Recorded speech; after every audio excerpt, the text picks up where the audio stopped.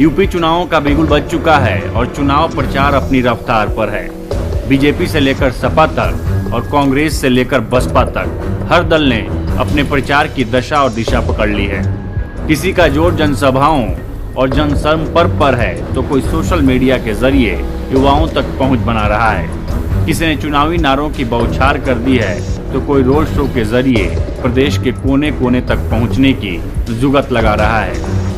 किस पार्टी के प्रचार का क्या तरीका है, यही बता रही हमारी ये खास रिपोर्ट।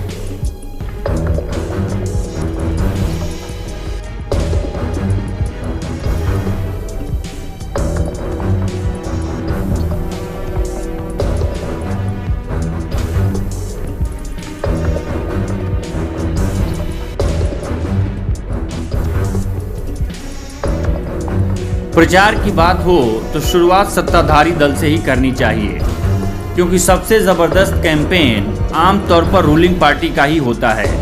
बीजेपी के लिए यूपी काफी अहम है, क्योंकि इसी पर न सिर्फ साल 2024 की बागडोर टिकी है, बल्कि राष्ट्रपति चुनाव और राज्यसभा का गणित भी यूपी चुनावों के नतीजों पर निर्भर करता है। यही वजह है कि पीएम मोदी और सीएम योगी ही नहीं, अमित शाह से लेकर जेपी नड्डा जैसे दिग्गजों तक और अनुराग ठाकुर से लेकर तेजस्वी सूर्या जैसे युवा नेताओं तक ने पूरी यूपी नाप रखी है। इसके अलावा पार्टी ने सोशल मीडिया के जरिए भी युवाओं तक सीधी पहुंच बनाने के लिए जबरदस्त सोशल मीडिया कैंपेन चला रखा है। अगर नारे की बात करें तो बीजेपी के नारे उसके हर कैंपेन में देखे जा रहे हैं।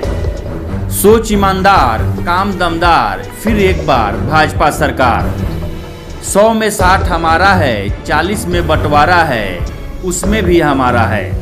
ये वो नारे हैं जिन्हें बीजेपी के बैनर पोस्टर पर देखा जा सकता है।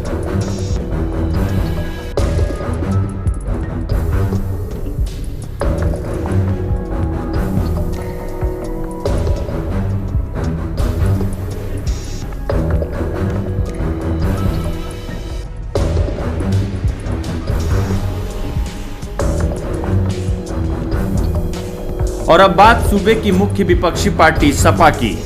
अखिलेश यादव जहां एक तरफ धुआंधार रोड शो करके पार्टी में नई जान फूंकने की कोशिश में जुटे हैं, वहीं सोशल मीडिया पर भी खुद अखिलेश और उनकी पत्नी डिंपल समेत पार्टी के दूसरे बड़े नेता काफी सक्रिय हैं। मगर समाजवादियों का सबसे खतरनाक हथियार है उनके लोकप्रिय नारे, जिनकी बदौलत टीपू एक बार फिर यूपी का सुल्तान बनने का ख्वाब पाले बैठे हैं। यूपी का ये जनादेश, आ रहे हैं अखिलेश, 22 में बाइसिकल, नई हवा है, नई सपा है।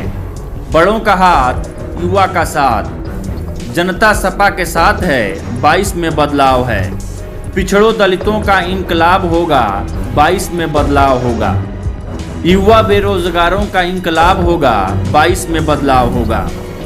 समाजवादी पार्टी के वो नारे हैं जो सुर्खियां बटोरने में काफी हद तक कामयाब रहे हैं।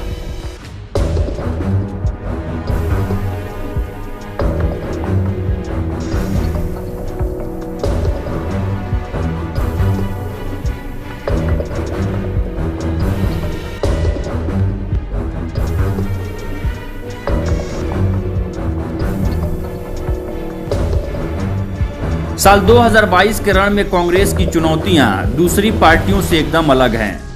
यही वजह है कि उसके चुनाव प्रचार की रणनीति भी एकदम जुदा है। राहुल और प्रियंका को लगभग खत्म हो चुके निचले स्तर के संगठन को दोबारा खड़ा करना तो है ही, वहीं आम यूपी वालों को भरोसा दिलाना है कि वे पुरानी कांग्रेस है जो हर सुख दुख में उनके साथ खड़ी थी, आज़ादी से पहले भी और आज़ादी के बाद भी।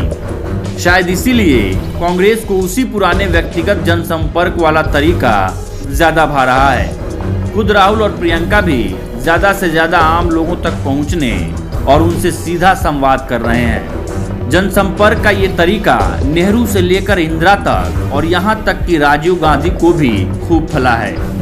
इसलिए सोशल मीडिया और चुनावी सभाएं भले ही साथ साथ चल रही हों, मगर सारा फोकस जनसंपर्क पर ही है। अगर चुनावी नारों की बात करें तो पार्टी ने अब तक सिर्फ एक नारा दिया है, लड़की हूं, लड़ सकती हूं।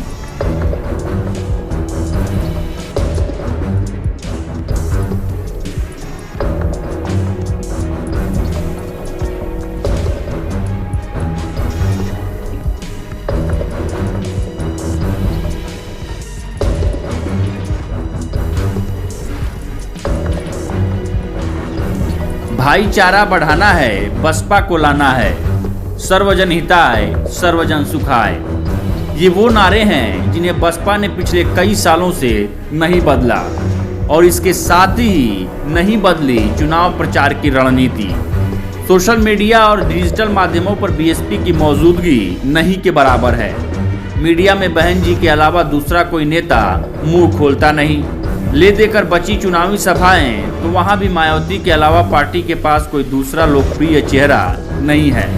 बावजूद इसके बीएसपी अगर साल 2022 में सत्ता में वापसी का सपना देख रही है तो उसकी वजह है अपने पार्टी काडर और परंपरागत वोटों के साथ ब्राह्मण वोटों के गठजोड़ पर पूरा भरोसा है।